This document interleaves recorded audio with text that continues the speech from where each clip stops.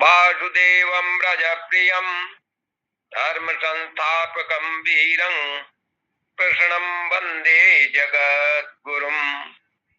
कृष्णं वन्दे जगद्गुरुं। जय श्री कृष्णा, जय श्री कृष्णा। शर्मा जी, जय श्री कृष्णा। मैं जय श्री कृष्णा। कोई प्रकाश डालो। मैं चल रहा हूँ, ये एक्सप्रेस वे पे नोएडा जा रहा हूँ। कहाँ जा रहा हो? आप सुनाओ सुनाओ।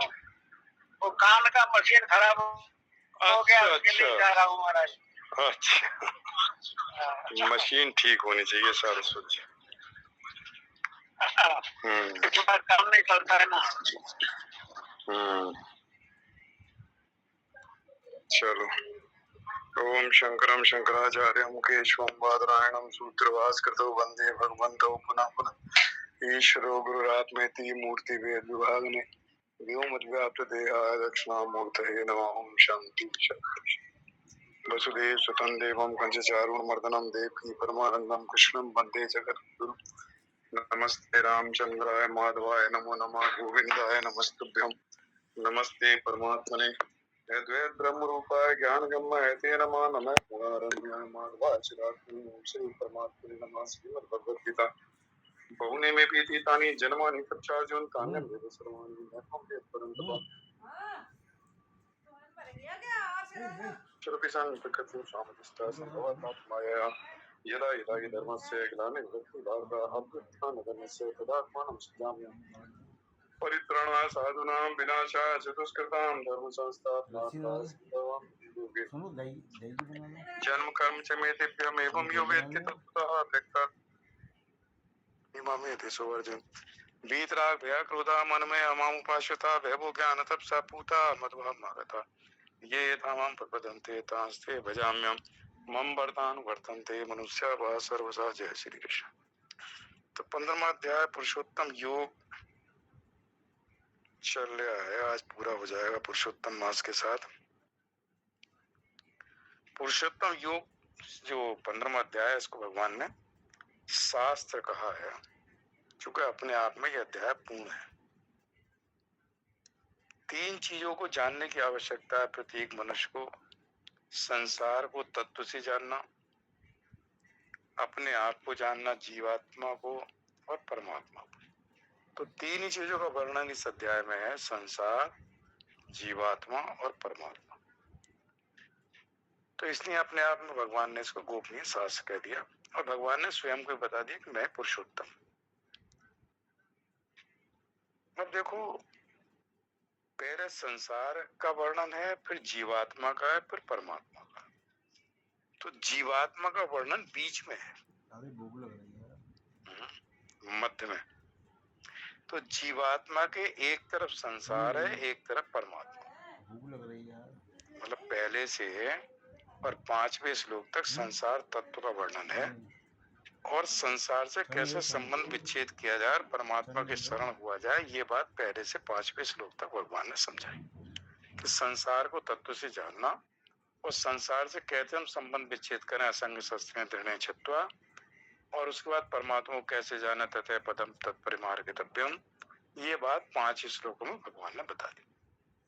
संसार को जानने के बाद फिर जीवात्मा की बात आई, तो 7वें श्लोक से 11वें श्लोक तक, और फिर परमात्मा का महत्व, प्रभाव, और फिर क्षर अक्षर और पुरुषोत्तम के बारे में, फिर संसार को और जीवात्मा को और परमात्मा को बताया।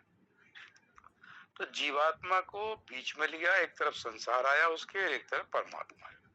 तो जीवात्मा बीच में फंसा हुआ है संसार के, परमात्मा। जीवात्मा की एक तरफ संसार है, एक तरफ परमात्मा। लेकिन समस्या है कि जीवात्मा जो है बहिर्मुखी है इंद्रियां, तो बाहर की तरफ जो संसार चूंकि प्रतीत होता है, परमात्मा अनुभव का विषय है। परमात्मा दिखाई नहीं देता, संसार दिखाई देता है। तो परमात्मा चूंकि दिखाई नहीं पड़ता, उसकी प्रतीति नहीं होती, अनुभव होता है ज्ञान से। वो संसार बिना ज्ञान के भी दिख रहा है, अज्ञानी को भी संसार दिखता है, ज्ञानी को भी संसार। ज्ञानी को संसार दिखता, वो संसार नहीं है, अज्ञानी के लिए संसार ही संसार है। तो इसलिए जीवात्मा को बीच में बताने का मतलब भगवान का है, इन श्लोकों का जो क्रम है, एक तरफ उसके संसार है, पहले संसार है, और फिर जब संसार से संबंध विच्छेद करता है तो दूसरी तरफ परमात्मा की अनुभूति होती है, परमात्मा का अनुभव हो जाता है।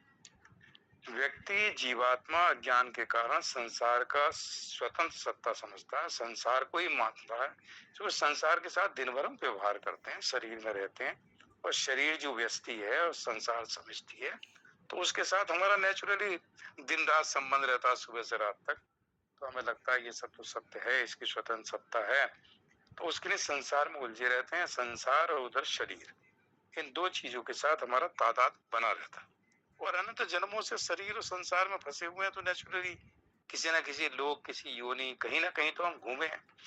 मतलब ऐसा तो नहीं है मुक्त हो गए होते तो यहाँ क्यों बैठे होते।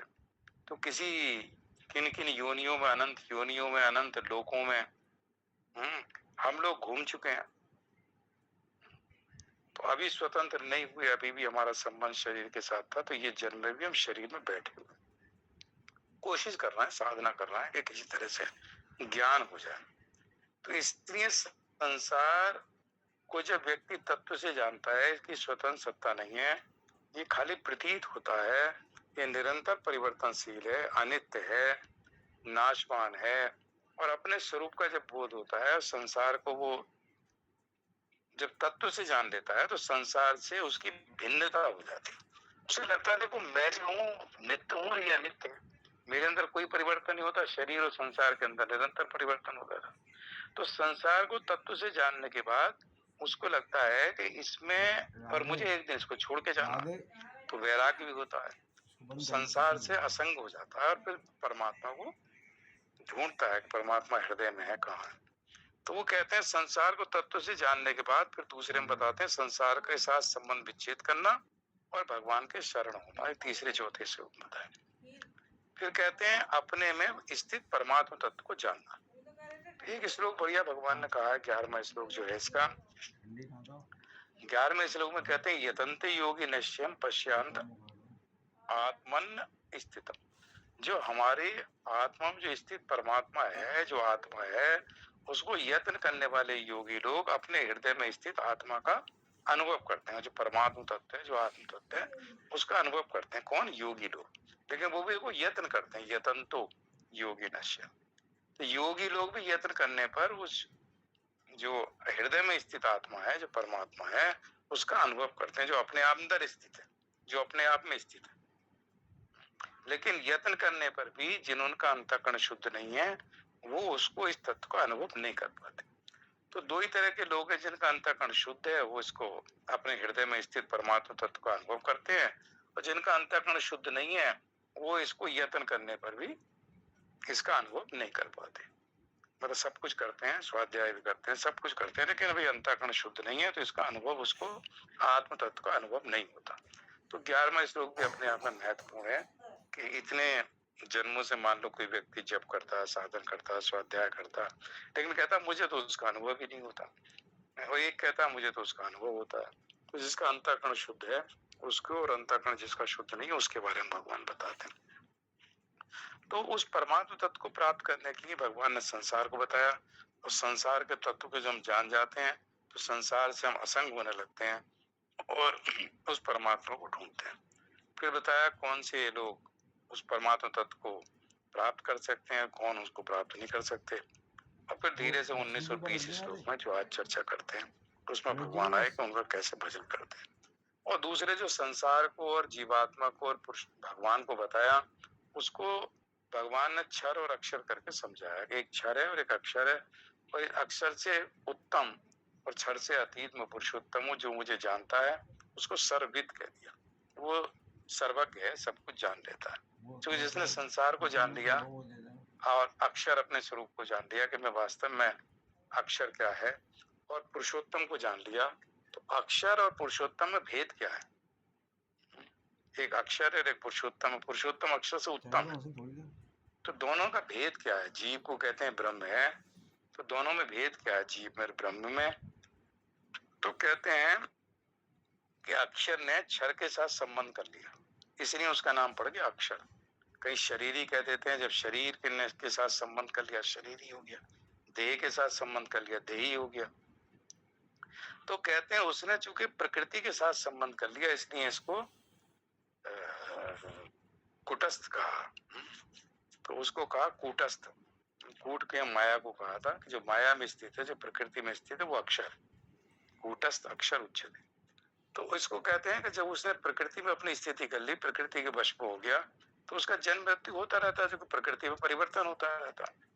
तो भगवान ये कहते हैं कि चूंकि अक्षर ने क्षर के साथ संबंध कर लिया, इसलिए था तो वो भी उत्तम, क्षर से तो उत्तम है ना। क्षर नाशवान है, अक्षर अविनाशी है। लेकिन उसने नाशवान संसार, नाशवान शरीर के साथ अविनाशी जीवात्मा ने संबंध बना लिया। तो इसलिए परमात्मा कह रहे थे इसका कोई इसके साथ संबंध नहीं था, अज्ञान के कारण उसने उसके साथ संबंध स्थापित कर लिया। और मैं चूंकि सर्वज्ञ हूं, तो मेरा क्षर के साथ कोई संबंध नहीं, मैं क्षर से अतीत हूँ। अक्षर ने क्षर के साथ संबंध बना लिया जीवात्मा ने, इसलिए उसका जन्म मृत्यु हो रही है। तो भगवान कहते हैं है वो भी क्षर से अतीत, इसलिए क्षर से उत्तम है। लेकिन क्षर से संबंध बनाने के कारण, क्षर मतलब संसार या शरीर, उसके साथ संबंध बनाने के कारण वो थोड़ा सा जीवात्मा कहलाया। तो जीवात्मा और जो अक्षर और पुरुषोत्तम में भेद यही है कि उसने क्षर के साथ संबंध बनाने के कारण अक्षर कह रहा है। अगर क्षर से अतीत हो जाए कि इस नाशवान शरीर के साथ मेरा कोई संबंध नहीं, तो क्षर से अतीत होते ही अक्षर जो पुरुषोत्तम बन जाए, अक्षर में पुरुषोत्तम में भेद समाप्त हो जाए, दोनों जो द्वैत बने हुए हैं वो अद्वैत में आ जाए।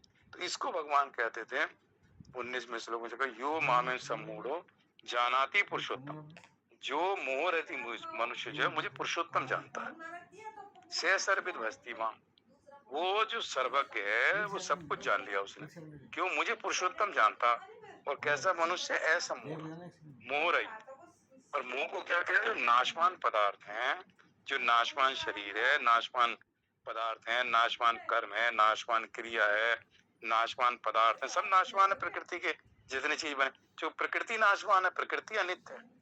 तो इस नाशवान पदार्थों के साथ जो राग और द्वेष रखे हुए संबंध जोड़ता है, उसको कहते हैं ये मोह है, ये अज्ञान है। अज्ञान क्या है कि जब हम जानते हैं कि नाशवान पदार्थों के साथ राग रखना, उसमें आसक्त हो जाना, या द्वेष रखते हुए उनसे संबंध मानना, ये अज्ञान है, ये मोह है। जिसके अंदर ये मोह ना हो, तो नाशवान तो शरीर भी है, नाशवान तो क्रिया भी है, कर्म भी नाशवान है, कर्म का आदि अंत है, फल भी उत्पन्न होता है, नष्ट हो जाता है। तो जो चीज उत्पन्न होती है, नष्ट होती है, जिसका आदि और अंत है, वो सब नाशवान है, मतलब उसका आदि हुआ अंत हो गया। तो इनके साथ, क्रिया के साथ, पदार्थों के साथ, परिस्थिति के साथ, इनके साथ, संसार के साथ, शरीर के साथ, इनके साथ वो संबंध बनाता है, या तो राग के साथ या द्वेष पूर्वक, तो वो बंधन में पड़ जाता, जन्म मृत्यु के चक्कर में पड़ाता।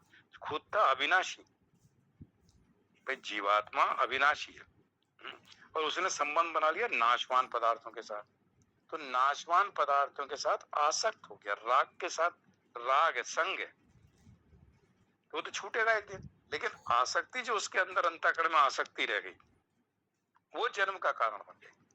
मतलब पदार्थों के साथ कोई इश्यू नहीं है, लेकिन पदार्थ के साथ या किसी नाशवान वस्तु के साथ जो हम आसक्त हो जाते हैं, वो आसक्ति जो है हमारे अंदर अंदर बैठ जाती है अंतःकरण। तो मृत्यु के बाद में वो आसक्ति समाप्त होगी, आसक्ति समाप्त होगी जीते जी।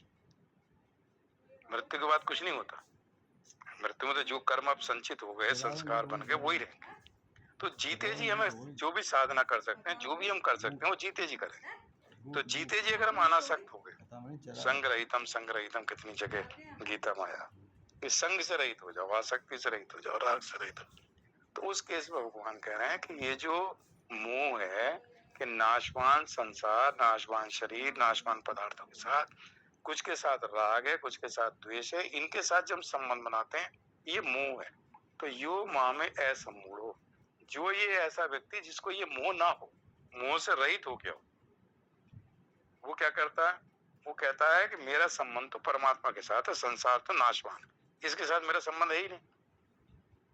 तो नाशवान के साथ मेरा संबंध नहीं, मेरा परमात्मा का जो वास्तविक संबंध है उसके, मतलब क्षर से अतीत होने लगा। ये जो मतलब इसका है कि अब वो क्षर जो नाशवान शरीर है, नाशवान पदार्थ है, नाशवान संसार है, इसके साथ कहता है इसका मेरा कोई संबंध नहीं, मेरा संबंध परमात्मा के साथ जो पुरुषोत्तम है। तो जैसे ही ये दिमाग में आता है और उसका ये मोह अज्ञान दूर होता है, सम्मूढ़ का सम्मूढ़, जिसमें मूढ़ता ना हो, तो ऐसा व्यक्ति जो है उसको भगवान कहते हैं जानाति पुरुषोत्तम।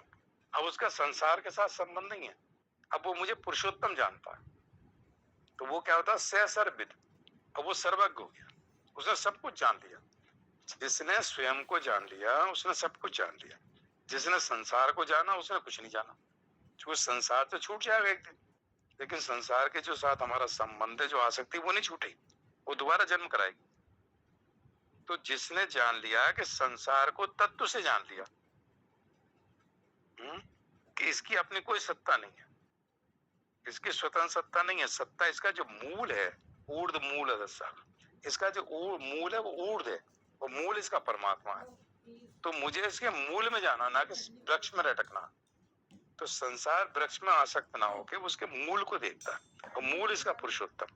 तो उसने सब कुछ जान लिया। सर्व, ऐसा जो सर्वे व्यक्ति है भजती माम सर्वभावेन भाव, वो सब प्रकार से मेरा ही भजन करता है। क्योंकि संसार के साथ अब उसका जो तादात्म्य है, जो शरीर के साथ उसका संबंध है, जो क्षर नाशवान शरीर नाशवान संसार के साथ संबंध बना रखा था रागपुर, वो उसका समाप्त हो गया। जब उसके साथ संबंध नहीं है तो उसकी स्थिति अपने स्वरूप में हो गई। तो ऐसे व्यक्ति का सर्वविद भजती माम, वो सर्वज्ञ सब प्रकार से मेरा ही भजन करता, उसका सब प्रकार से मेरे साथ ही संबंध है। अब संसार के साथ उसका से वो असंग हो गया। असंग शस्त्र दृढ़ छत्र, असंगता रूपी शस्त्र से दृढ़ता से उसने उसका छेदन कर दिया, मतलब संबंध विच्छेद कर दिया। तो इस श्लोक में भगवान कहते हैं मैं पुरुषोत्तम हूं। देखो, है जीव भी पुरुषोत्तम, लेकिन उसने कह दिया मैं तो इस शरीर के साथ ही मेरा संबंध है, मैं ही शरीर में हूँ, मेरा ही शरीर है, मैं ही शरीर हूँ। मतलब शरीर को ही आत्मा मानता है। उसमें आता है कि जो शरीर, उपनिषद में जो शरीर को आत्मा मानता है, तो शरीर की मृत्यु को वो अपनी मृत्यु समझता है, शरीर के जन्म को अपना जन्म समझता है। तो उसको आत्महत्यारा शब्द इस्तेमाल है उपनिषद में। इसलिए चूंकि उसने मनुष्य शरीर में उसको आत्मा का ज्ञान होगा था, आत्म ज्ञान होना था, जो उसको नहीं हो पाया, उस संसार में आसक्त हो गया। तो इसने अपने आत्मा की हत्या कर ली। मतलब उसने कहा मैं शरीर हूं, ये आत्मा ही शरीर है। तो शरीर की मृत्यु को उसने आत्मा की मृत्यु समझी। इसलिए उसका विवेचन में कहा है कि वो कहता है मेरी मृत्यु हो गई, मैं तो आत्मा था, ये उसे ज्ञान नहीं था। तो उसने आत्मा को नहीं जाना और शरीर की मृत्यु को अपनी मृत्यु कहा। तो उसने उस आत्मा की हत्या कर ली जिस आत्म ज्ञान के लिए उसको मनुष्य योनि मिली थी, इसलिए उसको आत्महत्या रखा। बार बार वो जन्म मृत्यु के चक्कर में जब तक मनुष्य है, तो मनुष्य को आत्मज्ञान करना आवश्यक है। तो वो कहते हैं यो से सर्वविद भजति। और फिर कहते हैं 20वें श्लोक में भगवान कहते हैं इति गुह्यतम शास्त्र। अब देखो, इदम उक्तम मया नघ, नघ का जो अनग मतलब निष्पाप, तो निष्पाप मतलब अर्जुन के अंदर कोई पाप नहीं है, मतलब निष्पाप अर्जुन। ये शब्द गीता में शायद 2-3 जगह है। तो वो कहते हैं कि चूंकि उसके अंदर कोई दोष दृष्टि नहीं थी, और दोष दृष्टि रखना पाप है, इससे अंतःकरण अशुद्ध होता है। जो दोष दृष्टि से रहित होता है वही भक्ति का पात्र होता है। तो वो कहते हैं कि ये जो गोपनीय बात है, तो अगर इसलिए गीता के जो 18वें अध्याय में आ रहा है, जो इसमें श्रद्धा ना रखता हो, जो दोष दृष्टि रखता हो, उससे गीता का या मतलब आत्मज्ञान के बारे में बात नहीं करनी चाहिए। तो इसलिए कहा है कि गुह्यतम शास्त्र है, और इसमें शास्त्र इसलिए कहा है कि चूंकि अपने आप में 15वां अध्याय पूर्ण है। संसार का भी वर्णन आ गया कि संसार की स्थिति क्या है, जीवात्मा का भी आ गया, परमात्मा का भी। 3 चीजों को जानने के लिए मनुष्य जन्म मिला है कि संसार को जब जानेंगे तो संसार से दूर होंगे। जो संसार को नहीं जानता वो संसार से अभिन्न हो जाता है, संसार के साथ ही जुड़ जाता है। जो संसार को जान लेता है वो संसार से अपने आप को भिन्न देखता है, और परमात्मा से संसार से भिन्न और परमात्मा से अभिन्न, कि परमात्मा के साथ मेरा संबंध पूरा है, मैं और वो अभिन्न है। और संसार दूसरे एक जगह आता है कि संसार से अलग होकर ही संसार को हम जान सकते हैं और परमात्मा से एक होकर परमात्मा को जान सकते हैं, क्योंकि परमात्मा और हमारा सजातीय संबंध है। हम दोनों का एक दूसरे से अंश अंशी, मतलब हमारे और उसके गुण एक ही हैं, अविनाशी या नित्य वगैरह वगैरह। तो संसार से दूर होके, संसार से अलग होकर संसार को जाने, परमात्मा से एक होकर, अभिन्न होकर परमात्मा को जाने। तो जब संसार से भिन्न होते हैं, दूर होते हैं, तो परमात्मा कहते हैं सम्मुख हुई जीव जम्मु। तो संसार से जब विमुख होते हैं तो परमात्मा के सम्मुख होते हैं। जिस अनुपात में संसार से विमुखता होगी उसी अनुपात में संसार भगवान के साथ सम्मुख। इति गुह्यतम सास इदम मुक्तम मया। तो कहते हैं ये शास्त्र इसलिए है क्योंकि इसमें परमात्मा को कैसे प्राप्त करना है, जीवात्मा क्या है, संसार क्या है, ये सारे बता दिए। परमात्मा का प्रभाव और महत्व भी बता दिए, और परमात्मा की प्राप्ति कैसे होगी। तो परमात्मा से स्मृति, ज्ञान और संशय का अपोहन, अपोहन जो शब्द आया, संशय का निवारण इसी से होता है। तो इतना बढ़िया बढ़िया चीज भगवान ने 15वें अध्याय में बताई।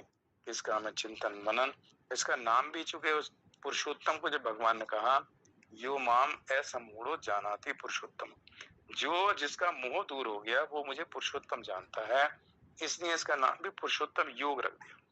पुरुषोत्तम योग का दूसरा मतलब ये भी है कि जिसने संसार को तत्व से जान लिया कि मैं इससे असंग हूं, मेरा इसके साथ कोई संबंध नहीं। जिसने जीवात्मा को जान लिया कि परमात्मा का अंश हूं और मैं तो प्रकृति और ये मन सष्टानी इंद्रियों इनके साथ मैंने संबंध बना रखा, परमात्मा के प्रभाव को जान लिया, तो उसका नित्य योग हो जाता पुरुषोत्तम के साथ। इसलिए इसका नाम पुरुषोत्तम योग रख दिया कि पुरुषोत्तम के साथ उसका नित्य योग। इसलिए कहते हैं से सर्वविद भस्ती माम सर्वभावेन भारत। जब उसे मुझे पुरुषोत्तम जान लेता है तो सब प्रकार से मेरा ही भजन करता, मतलब मेरे साथ ही संबंध रखता, तो उसका पुरुषोत्तम योग मतलब नित्य योग हो गया पुरुषोत्तम के साथ, नित्य संबंध पुरुषोत्तम के साथ। अब संसार के साथ उसका संबंध केवल व्यवहार के लिए है, वो जानता है कि मैं और संसार दोनों भिन्न भिन्न है, इसके साथ मेरी कभी एकता हो ही नहीं सकती। रहता हूँ, शरीर बदल गया, मैं हर शरीर में मैं अवस्थाएं बदल गई, जागृत स्वप्न सुषुप्ति तीनों अवस्थाओं का मैं साक्षी। तो इसमें कहते हैं कि वही तुम साच इधर मुक्तम बुद्धिमान, ऐसा जानकर वो व्यक्ति जो है, ऐसा मनुष्य बुद्धिमान मतलब ज्ञानवान हो जाता है। बुद्धिमान चे कृतकृत्यश्च भारत, बुद्धिमान हो जाता है, प्राप्त और कृतकृत हो जाता है। मतलब उसको जो जानना था वो जान लिया।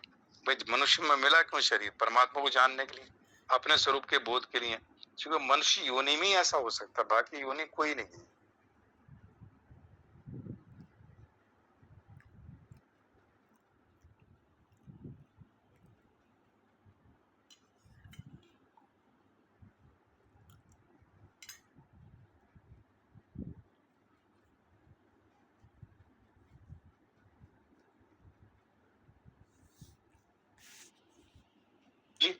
मित्र है, मतलब कुबेर के साथ भगवान शिव की बड़ी वो है मित्रता। तो उनके दोनों लड़के नंग धड़ंग होके नहा रहे थे, उधर से नारद जी गए, नारद जी को देख के बाकी जो स्त्रियां थी उन्होंने कपड़े पहने, इन्होंने नहीं पहने, नारद जी ने श्राप दे दिया तुम वृक्ष बने। तो मेरा मतलब उनके अंदर इतनी बुद्धि नहीं थी। एक ऋषि जा रहे हैं जो भगवान चर्चा में लगे रहते हैं, उनके सामने कम से कम इस तरह से ना उद्दंडता करें, तो उनको ये था हम तो कुबेर के पीछे। तो मेरा मतलब मनुष्य शरीर में विवेक होता, बाकी सबके भोग योनियां, उसमें खाना पीना और इन चीजों में आदमी लगा रहता है।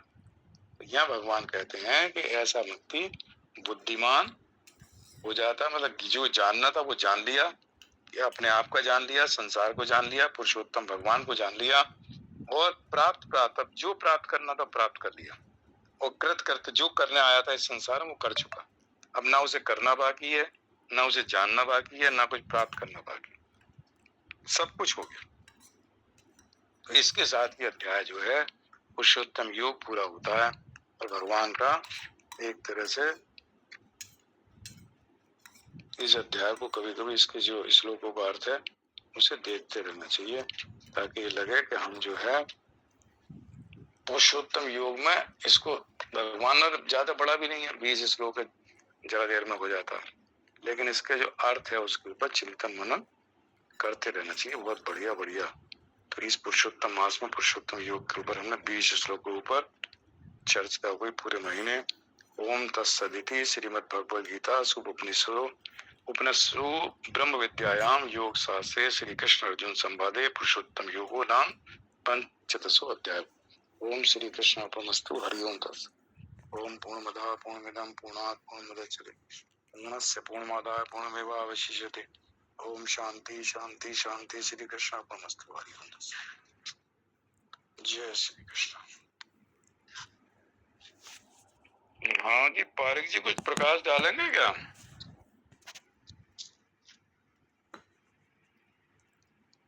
जय श्री कृष्ण भगवान। ये जिज्ञासा थी आज जय श्री कि व्यक्ति के अंदर से राग पूरी तरह से किस, जो राग समाप्त हो गए, वैराग्य किस प्रकार आया पूरी तरह से?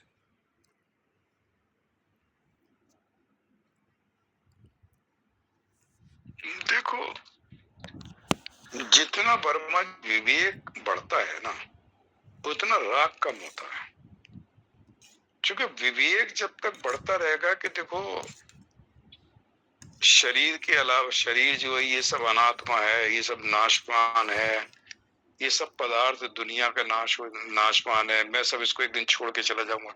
ये जो विवेक है ना सत और असत का, कि सत क्या है और असत क्या है, बाकी सब संसार और सब शरीर, सब पदार्थ, सब क्रिया, सब फल, सब ये नाशवान है। मुझे करना सब कुछ है, मुझे दुकान भी जाना है, बच्चों को देखना, परिवार का देखना, रिश्तेदारों को देखना, समाज का देखना, सब कुछ देखना, लेकिन देखना उतना ही है जितना मेरे पास समय और जितना मैं इसमें समय दे सकता हूँ। बंधना नहीं है, बंधना नहीं मतलब इसमें आसक्त नहीं होना, इसमें इतना राग नहीं करना कि इसके बिना मुझे बेचैनी होती जब छोड़ता हूँ। जब मैं इससे अलग उठता हूँ तो मुझे बड़ा कष्ट होता है। तो वो जो कष्ट है, इसका मतलब मेरा इसके अंदर बहुत ज्यादा एक राग हो चुका है इसके साथ, तो वो मुझे धीरे धीरे दूर करना है। मतलब करता भी हूँ, लेकिन मैं जानता हूँ मैं कुछ नहीं, ये शरीर है तो शरीर को मैंने थोड़ा बहुत जो कर सकता हूँ उस संसार के लिए मैंने समाज के और इसके अपना जो कर सकता था वो दे दिया, लेकिन उसमें इतना ज्यादा घुस जाना कि उसके बिना मुझे थोड़ी सी बेचैनी सी महसूस होती है। तो इसका मतलब मैं उसमें बहुत ज्यादा आसक्त हो गया। तो वहां से अनासक्त होना है कि करा भी और लेकिन उसको करा और छोड़ दिया कि भाई लो तेरा तुझको अर्पण, मैं जो कर सकता था कर दिया। तो धीरे धीरे ये विवेक जागृत होता रहता है, और इसीलिए जो कहते हैं निष्काम भाव, निष्काम भाव, निष्काम भाव, निष्काम भाव से अंतःकरण शुद्ध होगा। जब हमारी कोई कामना रहती है ना उसमें, जो भी हम समाज में काम कर रहे हैं या रिश्तेदारों के लिए कर रहे हैं या कुछ देना लेना कर रहे हैं या रिश्तेदारों के लिए सुख दुख में हम काम देते हैं, तो ये जो उम्मीद रहती है कि मैं इसलिए करता हूँ, इसके बदले ये मुझे ये करेंगे, मेरे उसमें काम देंगे, नहीं आए तो मुझे दुख होता है कि देखो मैंने उनके लिए इतना कुछ किया, नहीं आए नहीं आए, आए तो ठीक। तो वो जो हमारी मतलब हमारी जो कामना है, जिसके लिए उसके पीछे जो हमारा उद्देश्य है, वो उद्देश्य सकाम है कि मैं जो कुछ कर रहा हूँ इसके बदले में मैं ही चाहता हूँ, तो हमारा उसमें राग हो जाता है, कामना हो जाती है, फिर ममता हो जाती है, फिर अहंता हो जाती है कि देखो मैं करता हूँ, मैंने तुम्हारे लिए कितना कुछ किया, लेकिन मेरे बदले में इसे मुझे क्या मिला आज। तो ये जो कामना की वजह से फंसे हुए हैं, तो वो कामना जहां होगी राग रहेगा। मतलब राग है तो कामना, ममता, अहंता ही रहेंगी। तो इनमें जब हम निष्काम की तरफ धीरे धीरे धीरे धीरे, पहले सकाम में रहता है दुनिया, ऐसा नहीं कोई निष्काम से हुआ, सकाम में ये देखे कि इसके पीछे मेरे मन में, भाई अभी हम इतने दिन हो गए, लेकिन कभी कभी कहीं जाते हैं तो वहां थोड़ा सा आ जाता है, मन में आता है। तो मन में क्यों आता है? क्योंकि मन प्रकृति से निर्मित है, तो हाँ, तो मन में ये चीज आएंगी वर्मा जी, लेकिन हम चूंकि मन के साक्षी हैं, तो हमें उस मन के आए हुए के अनुसार व्यवहार नहीं करना। मतलब अगर हमें मंच पे जगह नहीं मिली और पीछे मिल गई, तो हमें ये नहीं करना था हम तो नाराज होकर वहां दिखाना शुरू, मैं तो उठ के चल दिया, तुमने मुझे मान सम्मान नहीं दिया। तो वहां मन में आएंगे, देखो मेरा मान सम्मान नहीं दिया, और तो हमारे मन में यार कोई बात नहीं, यार ऊपर नहीं बैठा, मैं नीचे बैठा हूँ, ऐसे कोई नहीं है, आगे की लाइन में नहीं जगह मिली, पीछे बैठ गया। तो वहां हमें ना उनसे नाराजगी है ना कुछ है, भाई ऐसी सिचुएशन थी, नई जगह मिली, लेकिन हमारे हिसाब से उन्हें मिलनी चाहिए थी हमें।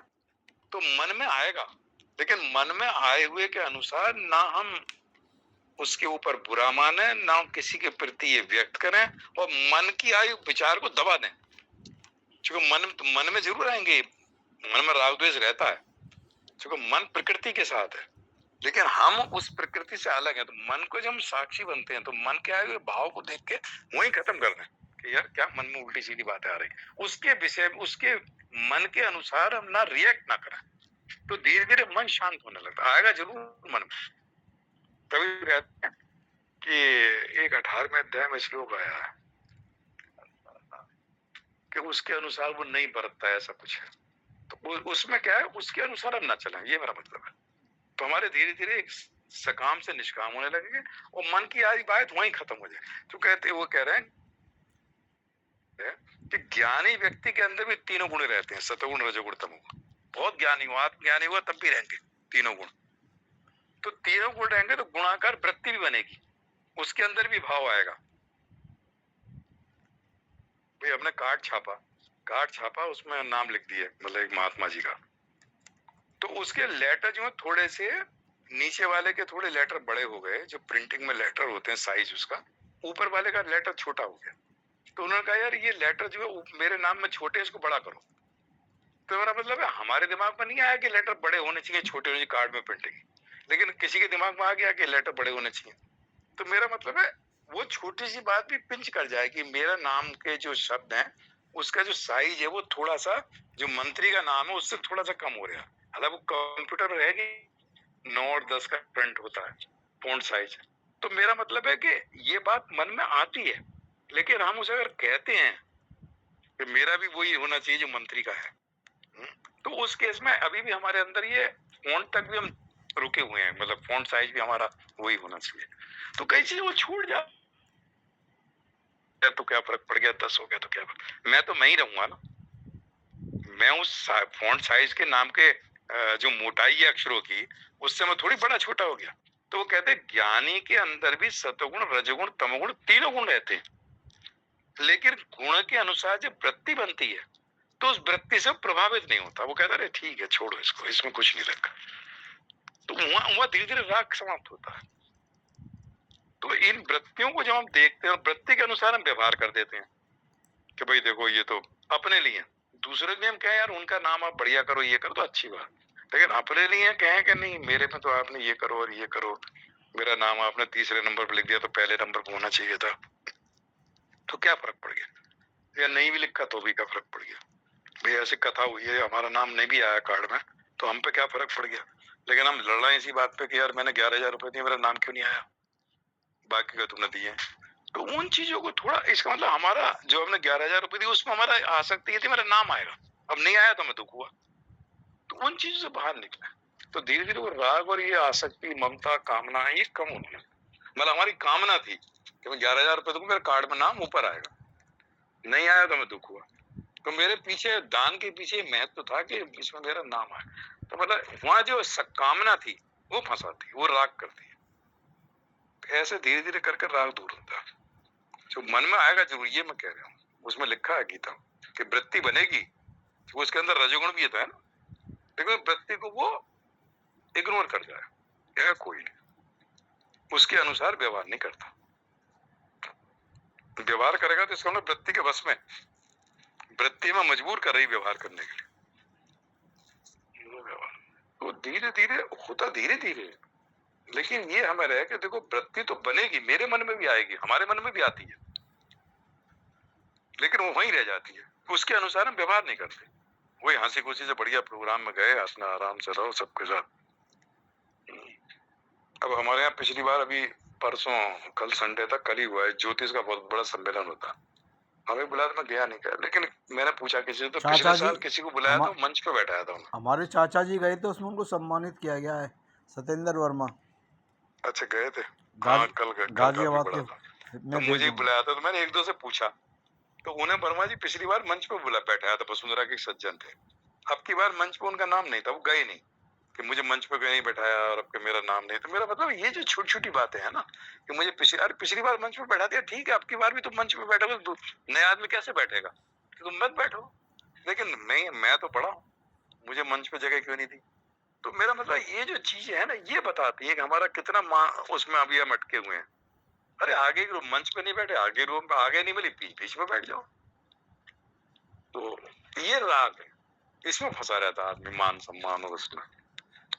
मिलना अच्छी बात है, लेकिन नहीं मिला तब भी आप मस्त रहो। वो देह में आसक्ति है ना उसकी, राग वाले की आसक्ति। देह में जुड़ा हुआ है, उपाधि के साथ अभी जुड़ा हुआ है। ये कह रहा हूँ कि मेरा जो है अब मुझे, तो वो व्यक्ति देह के साथ बहुत ज्यादा जुड़ा हो। जब देह के साथ बहुत ज्यादा जुड़ते हैं तो ये चीज आती है मन में। भगवान दूसरी जिज्ञासा ये है कि जो पंच तत्व है, समय है क्या 2 मिनट का और? हाँ, पूरा समय। दूसरी जिज्ञासा ये है कि जो पंच तत्व हैं उनके विषय, जैसे आकाश का विषय शब्द है ना, इस तरह के अलग अलग उसके विषय हैं, तो इन विषयों से निर्विषय किस प्रकार हुआ जाए?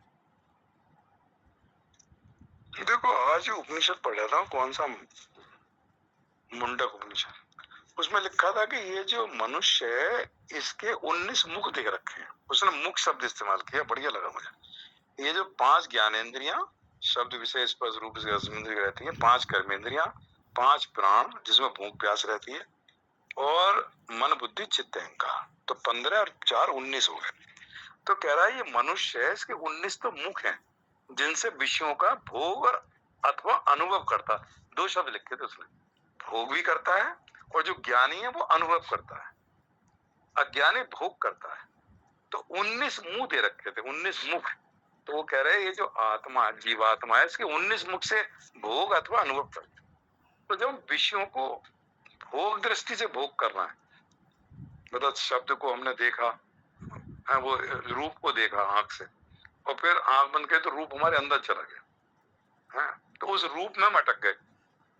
तो रूप देखा हमें जितनी आवश्यकता के अनुसार है, हमने व्यवहार में जो हमें जरूरत है उतना हमने देखा, और उसके बाद उसको छोड़ा। मतलब उसके साथ हम बिल्कुल, जब उसके साथ आसक्त हो जाते हैं ना विषय के साथ, जब भोग बुद्धि होती है तो राग होता है, उसमें आसक्ति होती है। जब भोग बुद्धि नहीं होती, केवल निर्वाह बुद्धि होती है कि मुझे इस संसार में निर्वाह करने के लिए देखना भी है, सुनना भी है, खाना भी है, स्पर्श भी करना, गंध भी लेनी है, सब कुछ करना है। लेकिन केवल यही नहीं करना, जितनी मुझे आवश्यकता है शरीर के निर्वाह के लिए उतना करना, या व्यवहार के लिए मुझे जितनी आवश्यकता है। तो जब हम राग रखते हैं उन विषयों में, शब्द स्पर्श रूप रसगंध, और राग जब रखेंगे तो भोग होगा है? और जब राग नहीं होगा, वैराग होगा, मतलब निर्वाह होगा, तो भोग नहीं होगा, योग होगा। तो विषय में योग की प्राप्ति कराने वाले बन जाएंगे, संसार में रहते हुए उन विषयों में रमण करते हुए। जैसे सौरवी ऋषि का आता है उदाहरण कि जल में कितनी बड़ी तपस्या कर रहे थे, बहुत बड़े तपस्वी थे, लेकिन जल में जरा सा आंख खुली तो मछली को देखा, दोनों को भोग करते हुए, तो उन्हें एकदम सब भूल गए तपस्या, और राजा के पास पहुंच गया, मैं आपकी पुत्री से विवाह करना चाहता। तो जब बहुत पीरियड हो गया, खैर फिर वो यंग हो गए, अश्विनी कुमार आए, उनसे कहा मुझे जवान कर दो, फिर बहुत सालों तक रहे। तो उन्हें अंत में लगा यार मैं इतने सालों से इस भोग कर रहा हूँ, और केवल उस मछली को देखने के कारण मेरे अंदर ये मन में बात आ गई। तो कहते हैं अरे मुझे क्या मिला, मेरी तपस्या भी छीन हो गई, तो ये सब तो नश्वर है, ये तो सब अनित्य, में कहाँ फंस गया, कहाँ था और कहाँ पहुंच गया। तो वो कह रहे हैं मन की, देखो मन में जैसा विचार आया उनके, और वो उसमें मन उसके साथ उनका राग हो गया, और चल दिए राजा के यहाँ अपनी लड़की से मुझे कहाँ शादी करो, और खूब बुजुर्ग और बड़े मतलब वो थे। तो वहां कहने का मतलब है कि वहां अगर उसी चीज को विवेक के द्वारा काट दो, कह रहे मन में ही विचार आया, छोड़ो इसको, तो पता नहीं, इसको देख के फिर इग्नोर करा, फिर अपनी तपस्या में लग गए। तो इसलिए कहते हैं कि इतनी सावधानी की जरूरत है कि मन के आए हुए जो विषय जब हम भोग करते हैं, विषयों का सेवन करते हैं, तो एकदम से राग, मन में राग बुद्धि आती है कि यार बहुत बढ़िया चीज है, ये तो खा के आज आनंद आ गया, रोज मिले, कल नहीं मिली तो दुख होगा। तो अरे मिल गया, कल नहीं मिला तो शरीर तो चलता रहेगा, बढ़िया चीज मिल गई तब भी, और नहीं तो चटनी से रोटी खा ली तब भी चल जाएगा। नहीं, मुझे तो पनीर वही चाहिए, शाही पनीर जो कल मिला था। तो मेरा मतलब है कि ये जो भोग बुद्धि है और शरीर के निर्वाह की बुद्धि है, कि व्यवहार के लिए जितनी आवश्यकता है, इसने दूसरे अध्याय में समझाया है कि विषयों का चिंतन करने से आसक्ति होती, कामना होती, वो सब देखेगा, बुद्धि का पतन तक हो जाता। और दूसरा देखा, राग द्वेष से रहित होकर जब विषयों का सेवन करता है तो अंतःकरण की प्रसन्नता को प्राप्त होता। तुम्हारा भी राग है, इन विषयों में हमारा राग है, तुम फंस गए, विषयों के साथ फंस गए। राग ना रखे, मतलब राग रखना ही, इसलिए राग का उल्टा वैराग कर। राग से रजोगुण बढ़ता है, रजो रागात्मक बुद्धि तृष्णा संग समझ, उसकी तृष्णा उत्पन्न होती है, प्राप्त हो मुझे किसी तरह से। तो उस प्राप्ति में मन बेचैन होता है, और प्राप्ति के लिए वो नए नए कर्म करता है, और उस प्राप्ति में लगा रहता, भूल जाता अपने आप को। बस तृष्णा संग समुद्भव, तृष्णा और संग,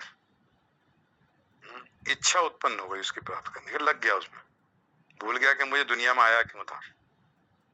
तो रजोगुण जो है ना वो बढ़ाता है, तो राग से रजोगुण बढ़ जाता है, सतोगुण दब जाता है। इसलिए राग को बार बार कहते हैं राग नहीं होना चाहिए। राग नहीं होगा तो वो वैराग होगा, तो सतोगुण बढ़ेगा, सतोगुण बढ़ेगा, ज्ञान बढ़ेगा, विवेक बढ़ेगा, और विवेक है तो एक दिन वो उसको गुणातीत कर देगा। तो इसलिए संसार में, व्यवहार में, साधना जो है व्यवहार में आने लगे कि हम जो है बहुत ज्यादा संसार में रहते हुए, जैसे कमल वाला है, किसी तरह से जब मन में ही विचार आए तो उस वक्त तोल लें मन की आई बात को, बोलने से पहले या करने से पहले उसका परिणाम जरूर देख लें कि मुझे कहीं फंसा तो नहीं देगी संसार में। तो अगर लग रहा है कि इससे तो फंस जाऊंगा तो ना करें। तो मन के आए हुए विचार के अनुसार ना चले, ये मैं कह रहा हूं। जो मन में तो रजोगुण, मन तो ये तीनों प्रकृति के तीनों गुण है ना इसके अंदर, सतोगुण सात्विक व्यक्ति, उसके अंदर भी राजसिक भाव आएंगे। वे बड़े बड़े ऋषि जो हैं, ये अब भी आज की डेट में क्यों गिर जाते, पतन हो जाता है कि मन में कोई इच्छा पैदा हुई, उसके अनुसार करना शुरू कर दिया, सोचा नहीं। तो विवेक हो तो पहले विवेक, इसलिए बुद्धि को सारथी कहा है ना। तो मन को तो लगाम है, तो सारथी रूपी बुद्धि वो जिसके अंदर पीछे विवेक हो, बुद्धि के पीछे विवेक, कि संसार तो यार नाशवान में, इसके लिए क्यों भाग रहे हूं। तो एक मिनट बैठ के सोच ले, निकल जाएगा।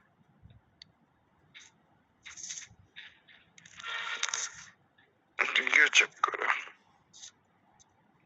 बाबा कुछ कहना चाहते हैं क्या? बाबा दोबारा जुड़ गए।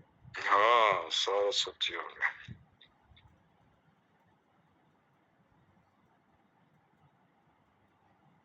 बहुत सुंदर।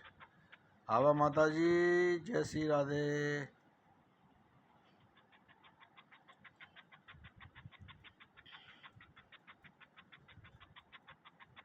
भजन सुना दीजिए आवा माता जी, एक छोटा सा, राधे राधे।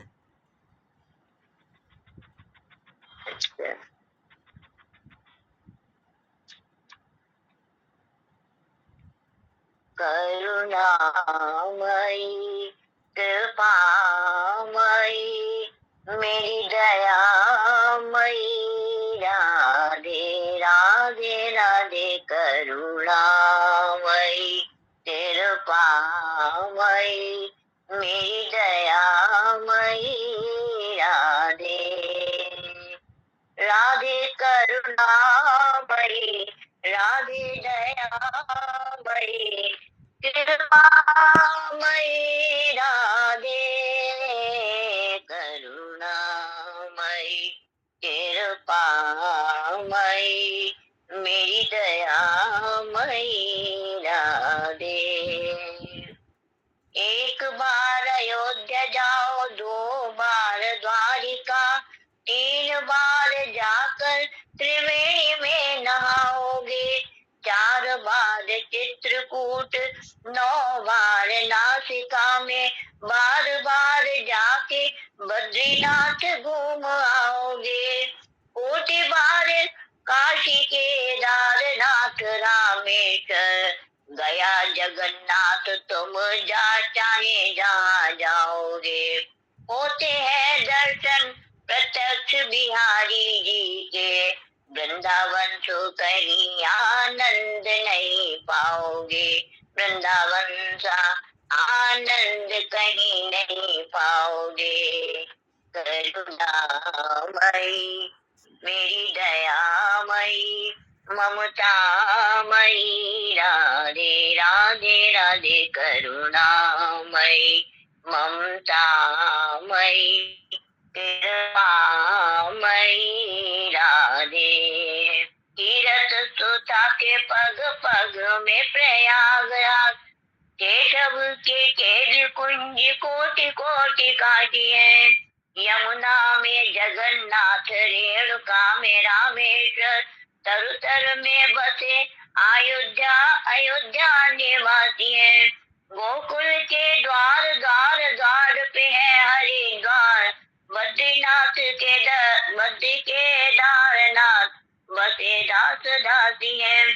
स्वर्ग अपवर्ग व्यथा व्यथा लेकर करेंगे क्या जानते नहीं हो हम वृंदावन वासी हैं जानते नहीं हो हम वृंदावन वासी हैं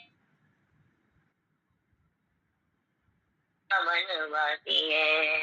करुणामयी कृपामयी मेरी दयामयी राधे राधे राधे करुणामयी ममतामयी कृपामयी राधे राधे करुणामयी राधे दयामयी कृपामयी राधे करुणामयी मेरी दयामयी कृपामयी राधे। जय श्री राधे। सभी को राधे राधे। सारे तीर्थ बार बार गंगा सागर एक बार सब तीर्थों का दर्शन करा दिया। बहुत बहुत साधुवाद, आपके चरणों में नमन प्रणाम। जय जय श्री राधे। जय श्री राधे।